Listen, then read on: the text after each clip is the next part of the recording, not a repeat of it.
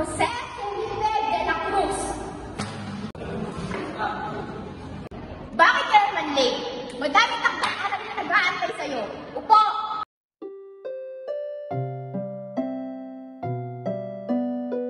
Ako nga pala si Jose. Batang palaging late. Lumaki ako sa tita ko. Sakto lang buhay namin pero ayoko nang abalahin tita ko. Yung baon ko na lang binibenta ko para makahiram. Di kaya nang hingi lang ng papel.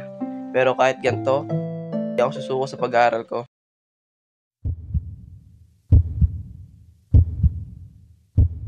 Jose, marami ka ng kulang at takdang aral. Kailangan mo nang umabot. Simple lang, natapos ko. Kakayanin ko to.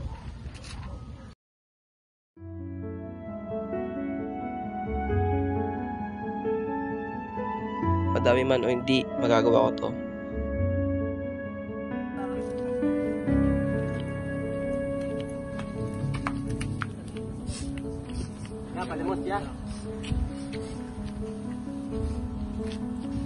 Ito lang kaya ko mabigay.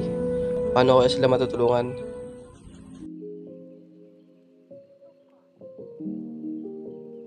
Magandang umaga. Gusto mo lang arating sa isang tatanong.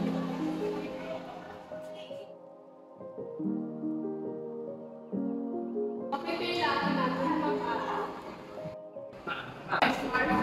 Kailangan natin mag-aral para mas marami pa tayong matutunan.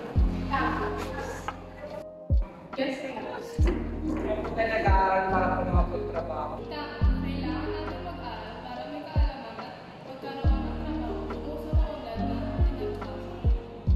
Ayun, libreng edukasyon. Maghintay lang kayo, libreng edukasyon ang ibibigay ko. Kinausap ko tita ko sa plano ko. Maging guro na magbibigay ng libreng edukasyon. At buong puso niya itong tinanggap. Na ako, gagawin ko lahat, mabalanse lang ang pag-aaral at diskarte ko.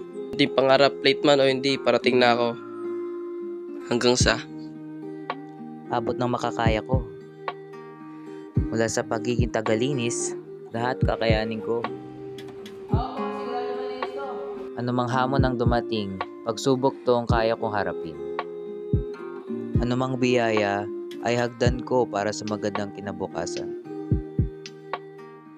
Aking minamahal na kapatid, ipagpaumanin mo ang hindi ko pagpapaalam sa inyo ng aking anak. Patawad dahil hindi ko man lang nasabi sa inyo kung saan ako pupunta. Patawad sa pag-alis na wala man lang pasabi. Patawad dahil sa iyong panararanasan ng aking anak ang kalinga ng isang ina. Laking pasasalamat ko dahil nagkaroon ako ng isang kapatid na kagaya mo. Naway magkaroon ako ng lakas ng loob para magpakita pa sa inyo muli. Ikamusta mo na lang ako sa pinakamamahal kong anak. Mag-iingat kayo palagi. Mahal na mahal ko kayo. Lubos na nagmamahal. Sa wakas, naabot ko na ang pangarap ko. Lahat ng mga naipon ko, lahat ng mga napaghirapan ko, kayanan ko para lang sa araw na to. Na mabigyan sila ng aral at mga gamit na nararapat sa kanila. Makita ko lang sila masaya at may natutunan ay tunay na nakakataba ng puso bilang guro.